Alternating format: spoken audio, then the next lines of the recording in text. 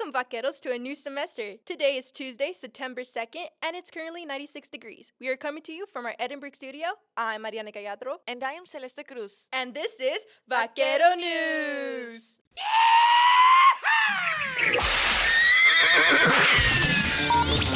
Campus news, Events, games, and activities. All in one place. This is Vaquero Radio, the Valley Student Station. Monday and Wednesday at 11 a.m. Vaquero Radio, where your story begins.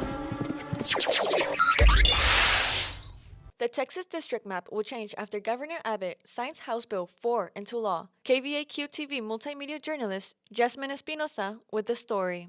According to the Texas legislative website, House Bill 4 seeks to redraw districts ahead of the 2026 elections for the U.S. House of Representatives. Assistant political science professor Álvaro Corral says redistricting is held every 10 years to reflect on the population of individuals within the states, and explains what redistricting is. Sometimes a lot of states, especially those that are growing like Texas, continue to get more seats in Congress, right? So in the last census, because of the growth of the Texas population compared to other states, Texas got 2 new congressional districts. And so that meant that the Texas legislature, who is empowered to redraw lines in this state, had to carve up Texas into, instead of 36 slices of pie, we need to make 38 slices of pie. Take a look. The new Texas district map was filed in mid-August, and it shows cities such as Mission and McAllen will move from District 15 to District 28. However, cities like Mercedes, Donna, and Weslaco will transfer to District 15 from District 34. Corral adds, courts require the Texas legislature to redraw districts to prevent racial gerrymandering or discrimination. However, that doesn't seem to be the case this year. Typically in the past, when, the Texas legislature redraws lines, it's often because they've been required by a court to do so. Here, there was no court that said, hey, you need to go back to the drawing board and redraw these lines because we think there's been evidence of racial gerrymandering and racial discrimination. That is not the case in this instance. Corral adds there is no current information on why the new Texas district map was created. The origin of what exact entity and who drew these lines remains an open question. And there were only 3, quote, field hearings by this committee, none of which were in South Texas. In a statement sent to KVAQ-TV, District 34 Congressional Representative Vicente Gonzalez states, and I quote, Governor Greg Abbott has now called 2 special sessions to appease President Trump and rig this next election in Republicans' favor. This new congressional map is a blatant effort to stack the deck against people of the Rio Grande Valley and dilute our voice in Washington. I encourage students to engage in the political process, get informed on the issues, and raise their voice against this un-American power grab. KVAQ-TV multimedia journalist Jasmine Espinosa reporting for Vaquero Radio. Students can say goodbye to sticker permits on their windshield this academic year, and hello to parking lot improvements. Reporter Emilio Suarez has the details.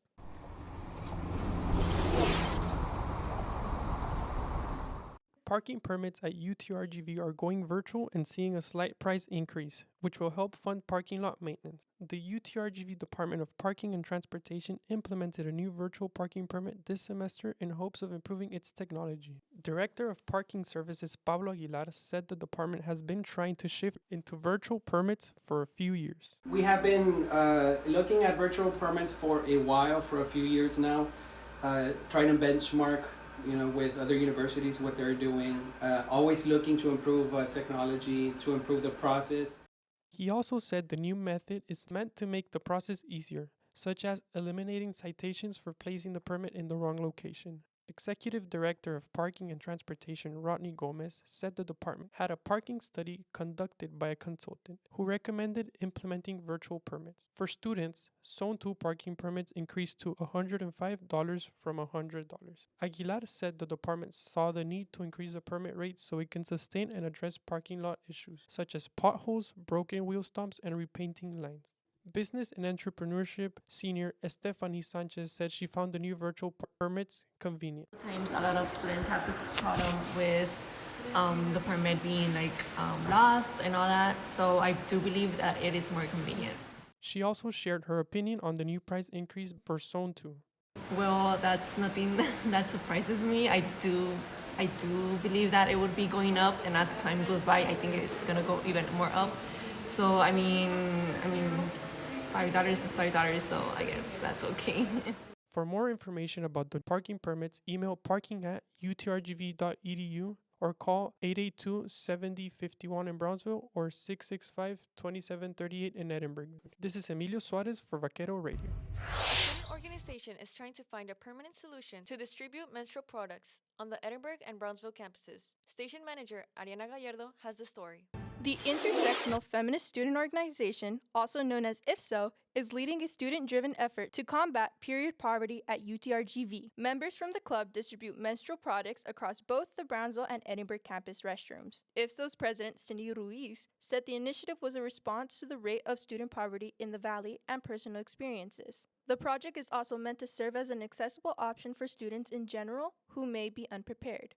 I unfortunately had to go through like me not having any menstrual products in my pockets, that we hope that we have the chance to actually like save them from the embarrassment, the shame, the probably like even the worrisome of having this problem. The group's efforts hit a snag last fall when the university's custodial staff, unaware of the project, removed products from the restroom. Ruiz explained it was a matter of miscommunication between volunteers who distribute the products and custodial staff. Dean of Students Ismael Amaya confirmed the incident was a matter of miscommunication. I don't think the staff that are cleaning those restrooms knew where this was coming from, but they're responsible for keeping it clean and safe. Amaya clarified the university's concern was not with the products themselves, but with the presentation outside of its proper dispenser, raising questions of sanitation and safety. While the university is allowing the students' initiative to continue, Amaya said a long-term university-funded solution is not yet in place. We were waiting to see what the organization wanted to bring to the table. Amaya said he encourages student groups to work directly with the university offices or student government association to advocate for permanent solutions. We want students to advocate for themselves and put that into practice so they can go to those offices. But they can work with us if they're not sure where to go, where to start. They can come to our office, or they can work with student government. That's their representative body. For now, IFSO continues to fundraise and restock its baskets across both campuses. But according to the club's leadership, the student organization is looking for a permanent solution, such as plastic dispensers, similar to other UT campuses. This is Ariana Gallardo for Vaquero Radio. McClain goes up and throws down a monster dunk. That fires up the UTRGV field house. Now time for Vaquero Sports. It is the beginning of a new era at UTRGV Athletics. Here's News Director Celeste Cruz with the scoop. It's good to be back in that rhythm, locked in the office, game planning, trying to scheme the opponent. The wait is over. The UTRGV football team made history after taking the field Saturday in its debut game. The Vaqueros won 66-0 to Sioux Falls State University at the UTRGV Vaquero Stadium. Football head coach Travis Bush said the players are excited to execute the hard work they have gone through the past year. Bush's goal for this season is to focus one day at a time. He emphasized adjustments will always be involved in every game to help improve all the players' experiences.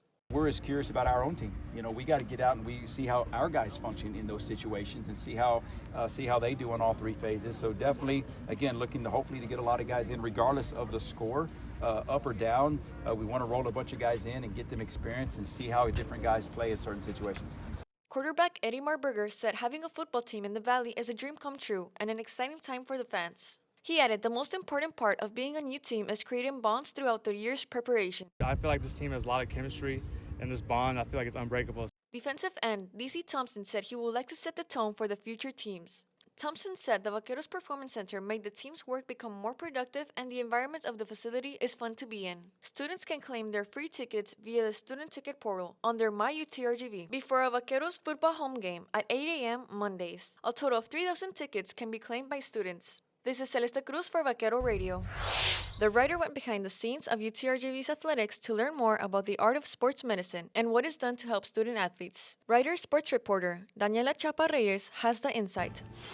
Head football strength and conditioning coach Don Sommer has a 35-year-long career. Sommer spent 12 years at the University of Missouri and 21 years at Texas Christian University and is now aiding the Vaqueros. It takes a lot longer to set it all up than it does for them to lift. An evolving, ever-changing process, but the basics are the basics. He said he is old school when it comes to the training and does not follow stuff seen on Instagram nor and I quote, jump on a bozu ball and all that BS. His philosophy is going as heavy as you can for as long as you can. Basically, we're going to be tough. And our whole goal is to physically beat you up and make you want to quit so the game is easier. Director of Football Medicine Shane Van Tyker said the programming for athletes is based on their injury, their mentality, their comfortability, and the time of game season.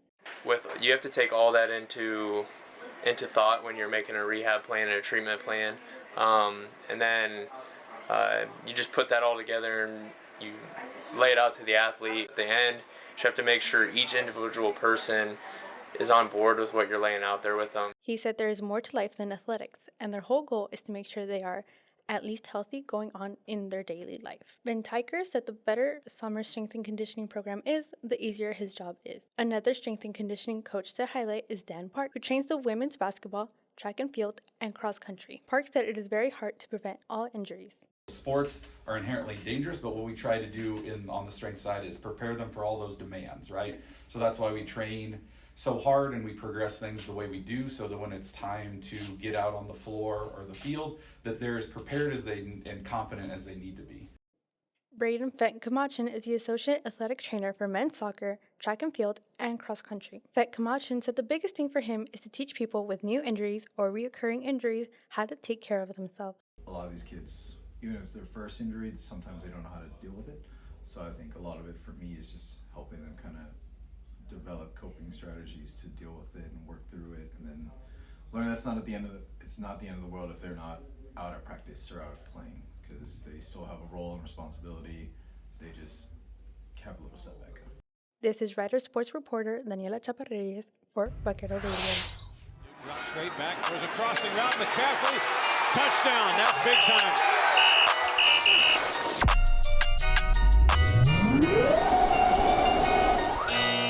Good morning, Vaqueros. Here is the sports schedule for this week. Thursday is a busy day for sports. UTRGV's volleyball team will be playing against Texas A&M Corpus Christi in the UTRGV Fieldhouse at 3:30 p.m. Next up, at the track and field complex, women's soccer team will play against Texas A&M San Antonio at 4 p.m. Following up, men's soccer team will face the Oral Roberts at 6:30 p.m. Friday, the volleyball team will be playing against UTEP at 6:30 p.m. at UTRGV Fieldhouse. On Saturday, football will kick off their first away game at Prairie View A&M. That is the sports schedule for this week. Don't forget to bring your student ID to all UTRGV games for free admission and support our student athletes by showing up. This is Emilio Suarez for Vaquero Radio. And now for this week's events calendar.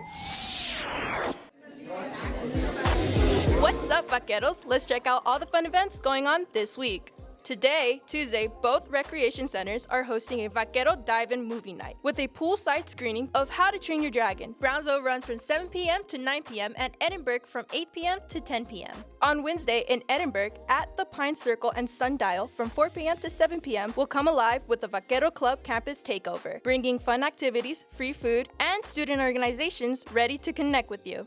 And to wrap things up, don't miss the annual Stomp Thursday on the Edinburgh parking lot E8 from 8 p.m. to midnight. A night filled with games, live music, and club engagement. That is the event calendar for this week, Vaqueros. Don't forget to bring your student ID to all UTRGV events. This is Ariane Galladro for Vaquero Radio.